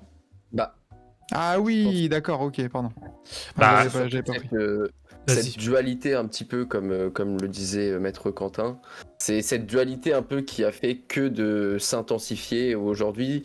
T'as l'impression que les gens ont un peu parfois du mal à avoir un avis objectif de Kobe, même si après bien sûr ça dépend dans quoi on parle, si c'est par exemple dans un classement all-time, classement de ceci, de cela. Bien sûr il y a toujours une part de subjectif, mais il y a des faits, il y a des accomplissements qui sont durs à aller chercher, à aller détrôner. Et c'est vrai que depuis la mort de Kobe, déjà, bon, il fait partie de ces joueurs qui ont été toujours polarisants dans tous les cas. Et je pense que ultra clivant exactement. Et je Bien pense sûr. que c'est souvent la marque des plus grands, parce qu'il fait quand même partie des plus grands, et surtout de ceux qui ont toujours eu pas forcément en premier le talent, même s'il en a, mais surtout aussi ce mindset de tueur, de champion, etc. Où forcément, c'est soit on aime, soit on déteste, mais il y a rarement d'entre-deux. Et c'est vrai que forcément, Kobe, après sa retraite, etc., était encore dans le paysage médiatique de la NBA, était encore quelqu'un de très réputé, etc. Mais c'est vrai que je pense que sa mort aussi a fait rappeler un petit peu, forcément, à beaucoup de monde qui était Kobe Bryant, tous ses accomplissements, etc. On a aussi de plus en plus de gens qui découvrent la NBA aussi, donc qui font parfois preuve d'un petit peu moins de recul sur certains sujets. Et il y a toujours cette comparaison quand même, où quand on essaie de comparer entre les époques, plus ça va, plus qui est de l'histoire a tendance à être dénigré pour ce qu'il y a eu de plus présent, et c'est normal aussi parce que c'est plus dur aussi de comparer. Par exemple LeBron et Kobe, les comparer ça va, mais comparer par exemple Bill Russell et Kobe, c'est sûr que tout de suite c'est plus compliqué et ça demande un peu Évidemment. plus de recul là-dessus, tu vois. Mais forcément, ouais, je pense que sa mort a été un peu un élément déclencheur qui a remis énormément de lumière sur Kobe Bryant dans sa globalité, que ce soit sportivement, l'humain qu'il était, etc., ce qu'il a essayé d'inculquer ou les fautes qu'il a fait, tout ça. Et que du coup, aujourd'hui, c'est un sujet très polarisant, où soit on aime ou soit on déteste, et du coup, on a tendance à être peut-être un peu biaisé par cette vision qu'on a et pas par la vision pure de ses accomplissements, je dirais. Alors, Tu vois, pour apporter un exemple à Rafik, moi, c'est des choses qui me font des fois sauter de ma chaise, c'est quand j'entends, c'est, tu vois, le Shaq qui a pourtant été un bon détracteur de Kobe, hein. On peut pas dire que ça a été sûr. les meilleurs amis, ils se parlaient pas et tout ça. À un moment donné, il y avait même eu une émission où ils avaient fait un face-à-face en mode, voilà, ils s'assoient et tout ça pour faire le point. Enfin, on parle pas non plus de grands poteaux. Et du jour au lendemain, le Shaq il commence à dire dans des classements all-time, donc il y a des gens qui disent Jordan, LeBron, Karim, et lui il fait et Kobe. Genre, tu vois, même le dosage, tu vois, des Ouais, avis bien ne vient sûr, même bien pas sûr. forcément de Twitter, parce que tu vois, il y a des Non, bien sûr. mecs comme ça, et en fait, et c'est là où je vais abonder un peu dans le sens de la romance, c'est que il y a eu énormément de retournage de veste de la part d'acteurs de la NBA et c'est de vrai. forcing sur ça, quoi, tu vois. Enfin, je veux dire, Kobe, depuis sa mort, on a eu le nouveau format du All-Star Game, et même au-delà du jeu, on a eu 3-4 jaquettes de jeux vidéo, on a des joueurs qui en font beaucoup trop, tu vois, les Jason Tatum qui leur envoient des SMS, Ouais, non, mais lui, genre. Devin Booker qui met sur ses chaussures. Enfin, tu vois, il y a énormément Après, de ouais. forcing sur le parquet, en dehors, mais même pas par des suiveurs de la NBA, des fans ou quoi, en fait. C'est même pas les fans hardcore, des fois. Quand tu vois, voilà, que Kobe, il est mis dans la discussion au même titre que Jordan, LeBron ou Karim, par chaque... Genre, à un moment donné, le retournage de veste, là, c'est un gilet jaune réversible en période de gilet jaune, quoi. Bah, en fait, je pense que Kobe comme tu en disais un peu, a cette aura aussi des LeBron, des Michael, etc. Je pense qu'il a cette aura et que il aurait pu peut-être grimper encore plus dans ce classement all-time s'il n'avait pas eu les blessures avant, si les Lakers aussi, dans la période de transition, etc., avaient fait des choses un peu plus intéressantes plutôt que de laisser Kobe et 10 peintres autour. On ne sait pas ce qui aurait pu se passer. Mais c'est vrai que je pense parfois il y a un peu cette confusion entre est-ce qu'on fait un classement de basket ou est-ce qu'on fait un classement du plus grand influenceur, tu vois, qui ait jamais eu en NBA, tu vois. Après, Dans ce là, je suis pas classement-là, d'accord avec toi sur le côté aura, parce que avant sa mort, donc après la fin de sa carrière, il y avait presque qu'un débat incluant Kobe Bryant dans ces hauteurs-là. Et pourtant, tu vois, si LeBron arrêtait sa carrière à 37 ans et qu'il mourait là dans quelques années... Non, je veux pas. Non, je touche du bois, hein, Je je veux touche pas. du bois, évidemment. Mais... Et on Ce peut serait pas dire pareil, je qu'il y aurait des considérations qui naissent. LeBron Non. est déjà depuis bien sûr. beaucoup d'années dans ces considérations-là, dans ces Bien sûr. hauteurs-là, mais j'ai l'impression que là, depuis 2020, bah, il y a une espèce de considération en mode ça y est, il est dans des discussions dans lesquelles il n'était pas avant, alors qu'il ne joue plus depuis quelques années. Non, bien sûr, mais c'est justement, ouais, je me suis peut-être mal exprimé, mais justement, je trouve que c'est le fait d'avoir une aura, notamment avec cette Mamba mentality, etc. Kobe, depuis le début, c'est même la signature chez Adidas, tout ça, depuis ses premiers pas en NBA, oui, ça a été romancé, ça a été un produit de la NBA qui a été, bah voilà, on a pris ce qui avait marché avec Michael Jordan et on a voulu en faire une copie un peu conforme, entre guillemets, une suite à ça. Et du coup, oui, depuis toujours, ça a été romancé un peu Kobe. Et en même temps, je trouve que avec cet aspect aussi Mamba mentality, etc., il a toujours eu une aura parmi les plus grands. Mais quand tu compares un peu sportivement, bah, si tu parles par exemple dans le débat du GOAT, même si bon, c'est un débat un peu bancal aussi, mais si tu compares par rapport avec d'autres, bah oui, peut-être qu'il avait le même mental de gagnant que Michael Jordan, mais il n'a pas les mêmes accomplissements en carrière non plus. Donc, tu peux trouver que Kobe est parmi les plus grands joueurs, les plus grands gagnants de tous les temps, etc. en NBA, d'accord, mais après, quand tu compares avec les autres, bah, il faut aussi prendre en compte ses accomplissements et je pense que là-dessus, des fois, c'est un peu biaisé du coup la vie des gens, ou du coup, on fantasme un petit peu trop sur cette partie-là, sur ce qu'il a fait aussi à côté, et pas assez parfois sur la réalisation pure, et du coup, parfois au détriment même de ce qu'il a réalisé en fait. Enfin, Mais Bah, tu vois, ça rejoint un sujet que je voulais aborder, Ouais. où en fait, tu vois, genre, tu vois, je vais pas dire c'est de la merde, machin, faut arrêter, tu vois. Tu sais, tu vois souvent passer le oui, il a fait ça, il a fait ça, il a fait ça, tu vois, genre, tu vois tous les côtés positifs passer, tu vois. C'est très bien parce que voilà, tu vois, c'est pour rendre hommage, je comprends, tu vois. bien sûr. Mais tu vois que les trucs positifs, tu vois. Tu vois, par exemple, quand j'ai parlé du 22%, enfin du 22 points en Elimination Game alors qu'il est à 26 points en playoff, Mhm. tu vois, tu sais, par exemple, tu vois, c'était un peu pour appuyer ça, tu vois, que j'ai balancé ça aussi. C'est parce que tu vois que le positif, tu vois. Alors que, bah, parler du négatif, c'est pas mal non plus, tu vois. Ah non. Tu vois, genre, je suis peut-être un mec pas objectif, tu vois, mais genre, j'ai écrit des trucs sur les scores, genre, j'ai écrit un truc sur la série où on se fait froisser par les Grizzlies au premier tour, tu vois. Parce qu'il faut en parler. Parce que, ok, c'est pas une grosse réussite, mais il faut aussi parler des échecs. Et pour Kobe, j'ai l'impression que si tu parles des échecs de Kobe, ou de ce qui a pas été, enfin des choses négatives, j'ai l'impression que tu es considéré comme un hater par ceux qui le glorifient trop. Mais ça, c'est pas juste inhérent à Kobe Bryant, hein. C'est Ouais, pour c'est n'importe inhérent à quel tout le joueur. monde. Hein. C'est Ouais, oui, c'est pour tout le monde. Hein. C'est la tendance Ouais. actuelle. Hein. J'ai l'impression que c'est plus fort aussi, ouais. Ouais, ouais, Tu vois, on le voit pour des joueurs comme Kawhi, comme Westbrook et tout ça. Dès que tu commences à parler un peu même d'une équipe ou d'un joueur de manière un peu négative ou de manière un peu critique sur son niveau de jeu, directement, t'es un hater. Donc ça en vrai, bon. Ouais, mais Voilà, du coup, ça se renforce encore plus, moi je trouve, par rapport à Kobe Bryant, du fait justement qu'il soit décédé. Moi j'ai déjà vu des argumentaires qui remettaient un petit peu en cause justement Kobe Bryant dans ses œuvres, et direct, ouais, grosso modo, on parle pas des morts comme ça.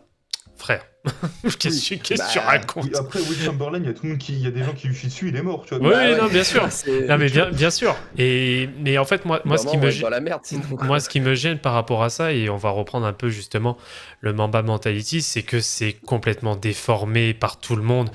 Il y en a beaucoup, je suis sûr, tu leur poses la question, en quoi consiste la Mamba Mentality? Ça va bugger. Tu sais, parce qu'en plus, tu faisais référence à Melik tout à l'heure. Il y a 2 jours, en plus, tu me rappelles ça, mais en plus, je faisais même plus le lien de ça. Mais je vais aller regarder les réponses. Tu sais, il m'envoie son tweet, machin, et tout. Tu vas regarder les réponses. Et en fait, il y a 4 personnes sur 100 qui ont répondu, qui savent vraiment ce que c'est, tu vois. Ouais, mais bien sûr. En plus, comme tu dis, qui savent ce que c'est, mais est-ce que ça existe déjà? C'est quoi? Si c'est de l'éthique de travail, il y en avait avant. Bah, il y avait il y a eu LeBron, il y a eu plein de monde. Enfin, en fait, c'est ça le truc, c'est que... À la base, c'est juste un tweet de Kobe. Hein. Ouais. Oui, Tout mais part de ça. Ça a été romancé toute sa carrière. Bien sûr. Au-delà de ça, pour dire que c'est un énorme connard. Tu vois, quand on dit... je sais pas, l'anecdote, elle est ressortie après d'un coup de coude ou un truc comme ça pendant un match sur un drive ou sur un contact, et puis qui lui trash au pied, genre ah ouais, la prochaine fois tu te mets pas sur mon chemin. Bah, ça a été un énorme connard. C'est pas. J'en parlais tout à l'heure avec Mike Bibby, tu vois. Par exemple. Ouais, voilà. Ouais. Donc il y a des trucs comme ça, et c'est ça moi qui me gêne aussi. Tu vois, en fait, la Mamba Mentality, en fait, c'est très simple. C'est juste de l'amélioration continue. C'est d'être meilleur le lendemain que tu as été la veille. Point barre.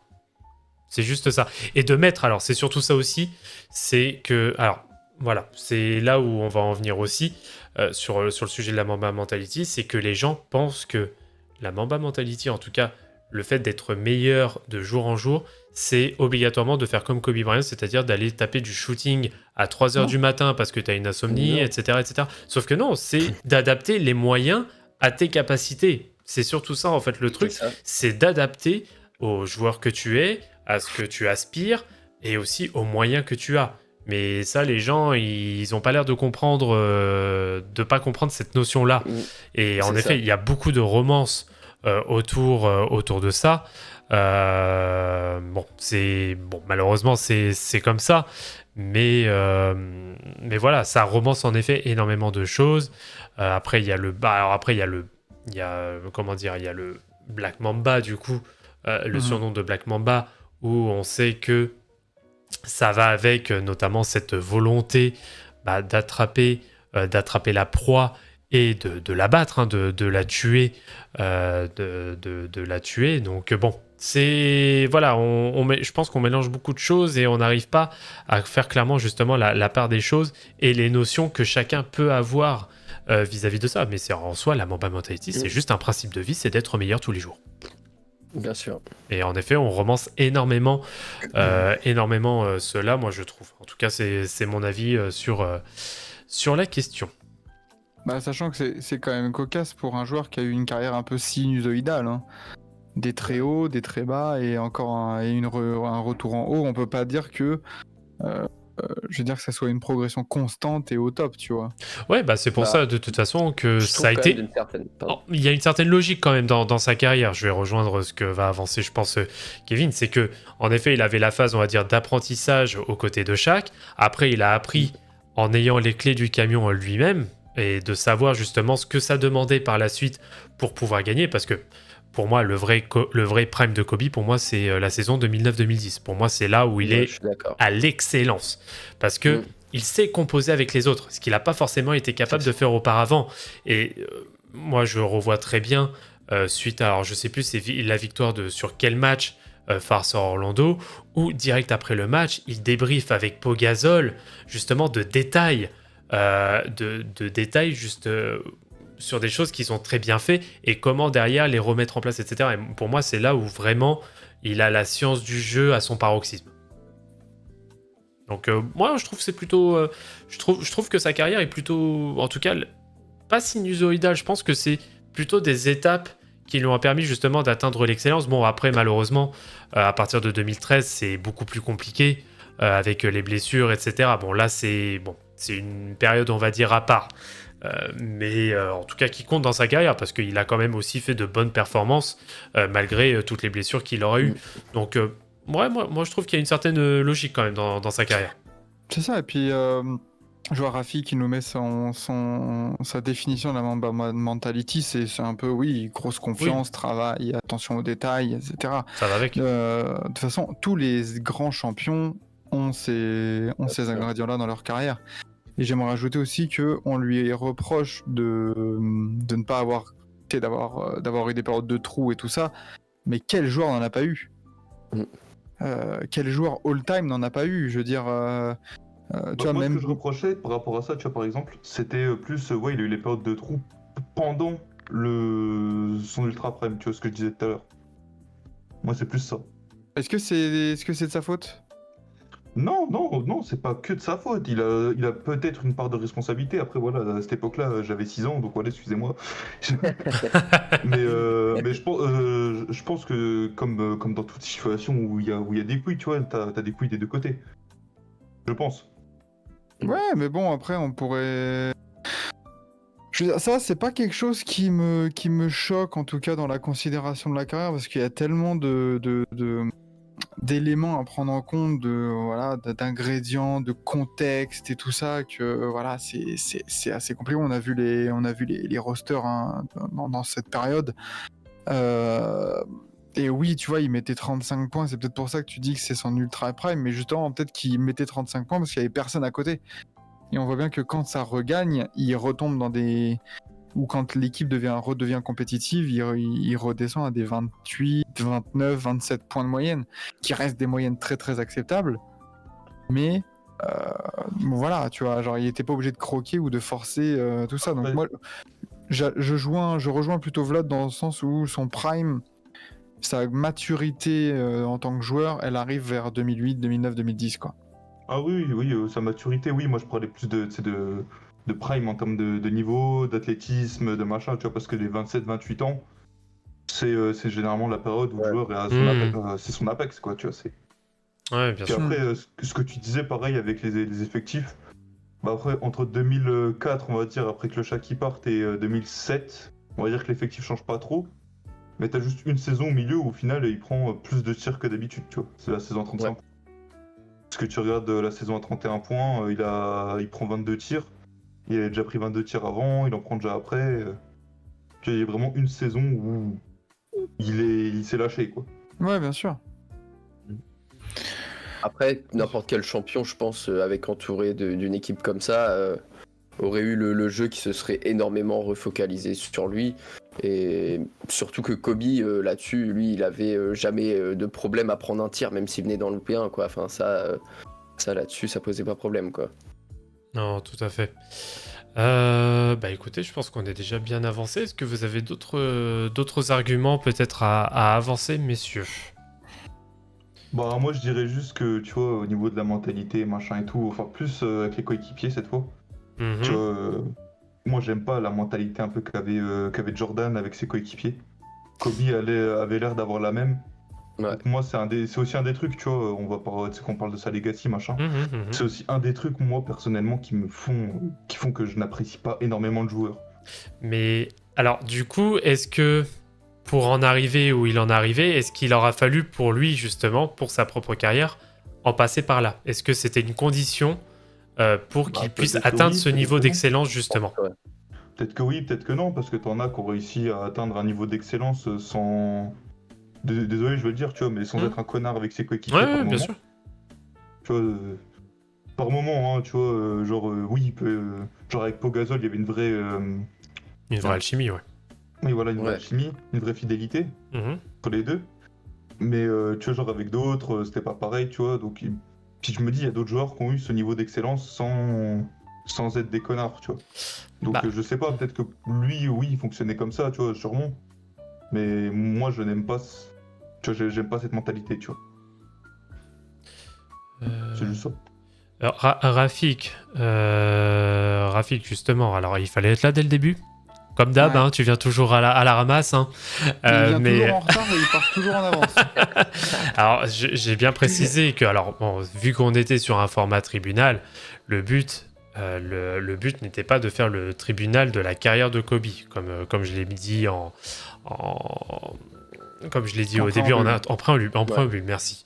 En introduction, c'est plus de revoir la romance, justement. La vraie question, c'est est-ce que, grosso modo, la carrière et l'aura de Kobe Bryant sont complètement revues et romancées depuis son décès? C'est surtout ça, en fait, la grande question. Et du coup, ça nous permet de refaire, justement, un peu toute sa carrière, ainsi que ses zones, à la fois ses zones claires, ainsi que ses zones d'ombre, pour justement mettre en lumière ou pas cet aspect-là. C'est surtout ça le but de ce tribunal, entre guillemets. Voilà, S'il veut- c'est ça. S'il veut du son, on peut parler du Game 6 en 2008, hein, avec les Celtics. Moi, ça me va, hein. Quentin, tu ne veux pas aller dans ces considérations ponctuelles, on va dire. Parce que sinon, on va parler d'une certaine décision, d'un certain coach, de laisser un certain joueur all-time sur le banc. Bah, ça y est, il y a eu une erreur sur toute une carrière. Bah voilà, c'est ce que tu viens de faire. C'est ce que Pendant tu que viens de l'autre, bah, parce que l'autre, il envoyait des airballs contre Utah déjà. L'autre, il savait pas tirer sur Reggie Miller. Ensuite, contre les Celtics, Paul Pierce s'est chié dessus littéralement, mais Kobe aussi quand même. Oh, Après, bref, on peut dire aussi que le nombre de coéquipiers top 75 all-time de Kobe n'est pas si grand non plus. Non. Bah, il y a Pau, il y a... Ah ouais, Non, non, Pau, ils l'ont pas Pao mis, n'est c'est pas vrai. 75.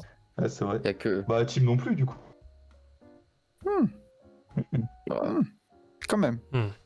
Bah, David Robinson d'un côté, Shaq de l'autre. Ah, Steve Nash aussi pour Kobe, c'est vrai. Oh, le cadavre de Steve Nash. Ils étaient coéquipiers. C'est Boyd, il génial. est pas dans le top 75, je crois. Rafi mais elle est romancée par des tweetos, c'est chaque. Ouais, Non, mais c'est pas que alors Pas que. oui et non, parce En que beaucoup d'autres en fait ce qui alors je suis à moitié d'accord par des tweetos, c'est chaque oui et non, parce que il y a aussi des personnes influentes dans le monde du basket. Je vais te reprendre un nom très simple, Stephen A. Smith. Lui, le nombre de retournements de veste qu'il y a sur tous les joueurs, c'est incroyable.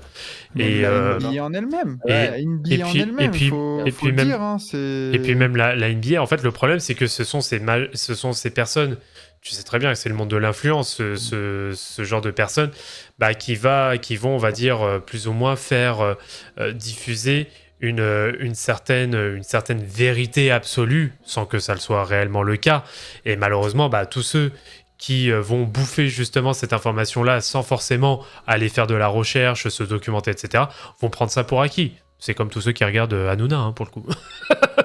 Donc, Et, malheureusement. Dans le top 75, on a oublié Karl Malone et Gary Payton en coéquipier de Kobe. Oh merde. Oh la vache.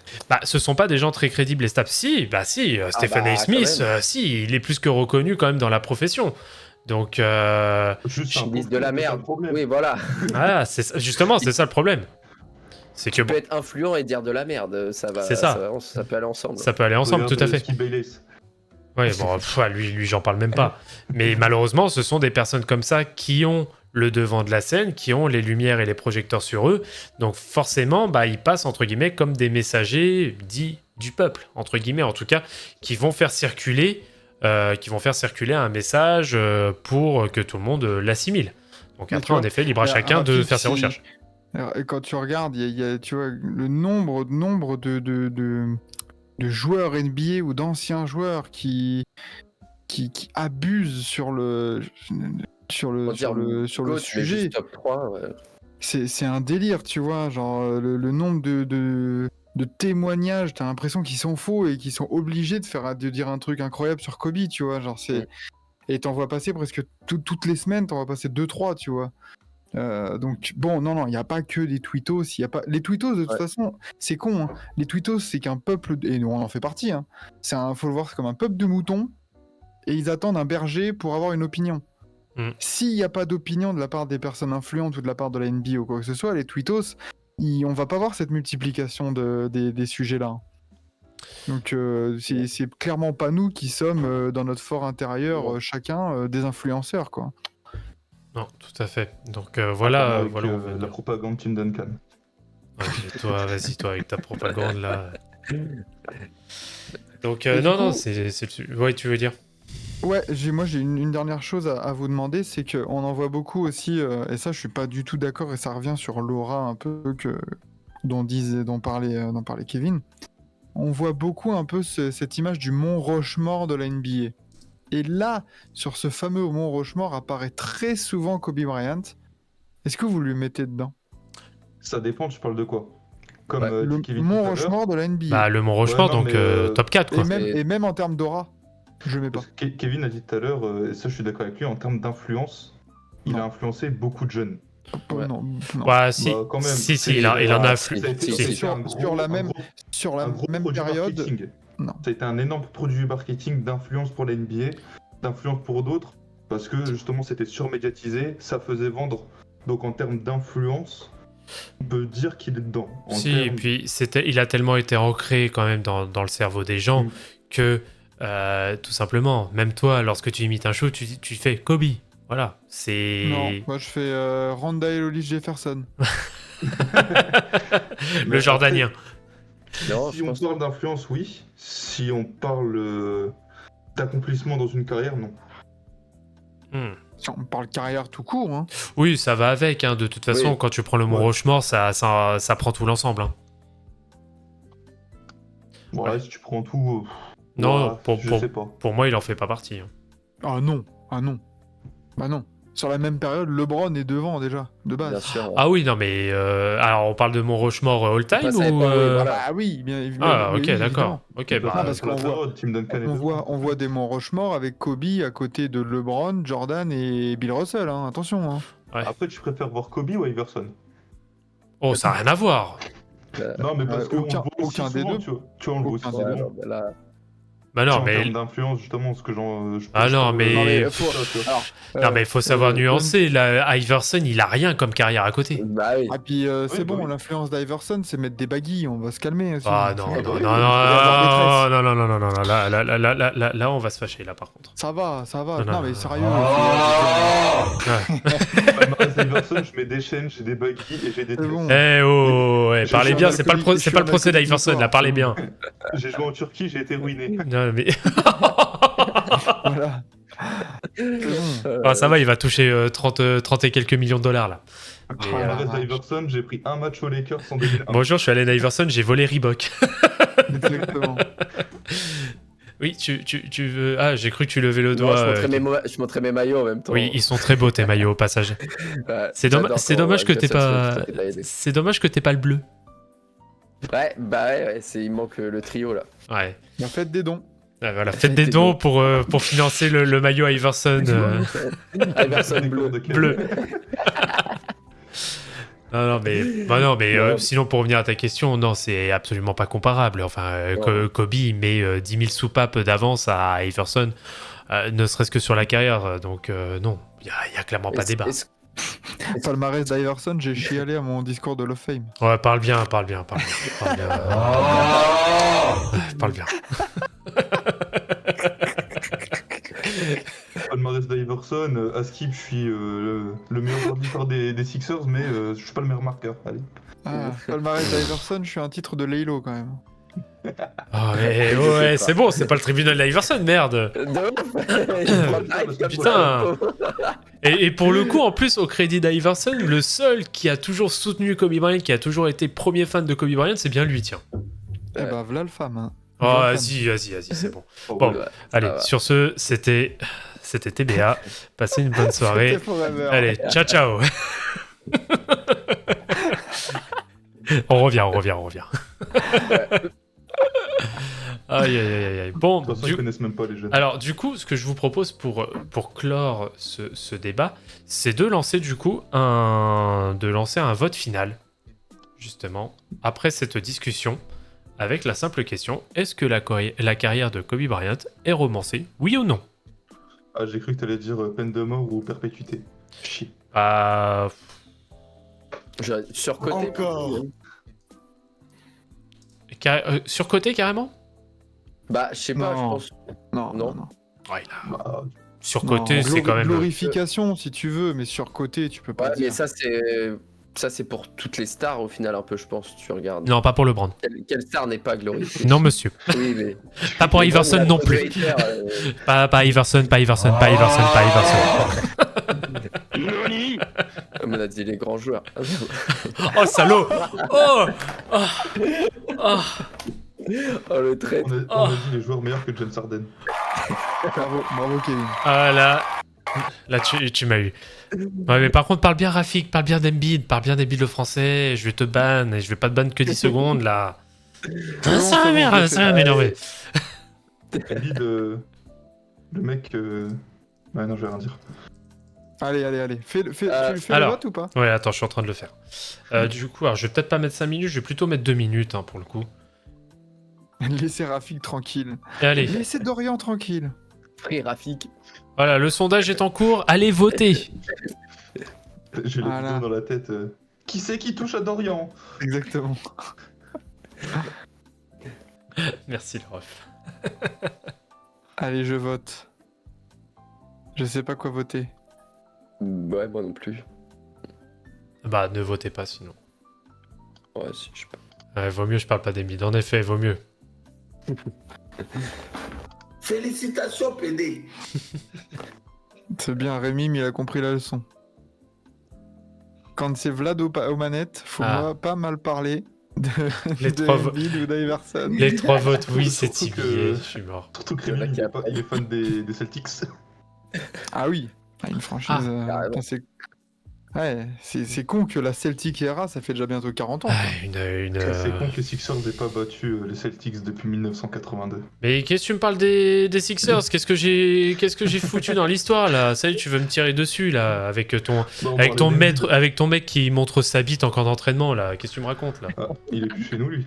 Ouais, c'est ça. Enfin, il est encore dans le dead cap, mais... Je crois qu'on le paye encore. Ah Il purée. était dans le dead cap, je crois. Tu te rends compte? Ouais, Et t'es il est fan encore d'une dans le dead franchise cap. comme ça, toi. Putain. Bah, ça y est, Kobe, il a violé quelqu'un aussi, on lui dit rien, ça y est. Oula, tu dérapes. Tu dérapes. Au moins, Josh Primo, lui, il a juste montré, il a rien fait d'autre. Oh, faut arrêter le RP. Oh, ouais, attends, Easy Moves là. Attends. Allez, ça vire Allez, aussi. allez, ça vire, ça dégage. Allez, En hop là. soi, il a pas tort, ça. Ah, je suis mort. Ah la vache. Ah, ce bordel. Là, tu vas trop chercher Easy Moves là. Allez, c'est oui, voilà, allez. Allez, merci, La au revoir. carrière de Kobe est-elle glorifiée? C'est un oui. Allez. Bon bah écoutez, ce sera un oui du coup. Pour la carrière Elle est de Kobe romancée, elle est glorifiée et surcoté. et repose en paix. Voilà. Bryant. Et sur- Ah, pas mal, et repose en paix, pas mal la rime. Bon, t'as lâché ton meilleur 16. Et bah écoutez, merci messieurs déjà d'avoir participé à ce tribunal entre guillemets de Kobe Bryant. En tout cas, ça aura permis de refaire sa carrière, hein, ce qui est toujours agréable, et de revoir aussi quelques images le concernant. C'est toujours bien cool. Merci à tous d'avoir participé à ce live, et on se dit à jeudi. Ah, jeudi. Au revoir.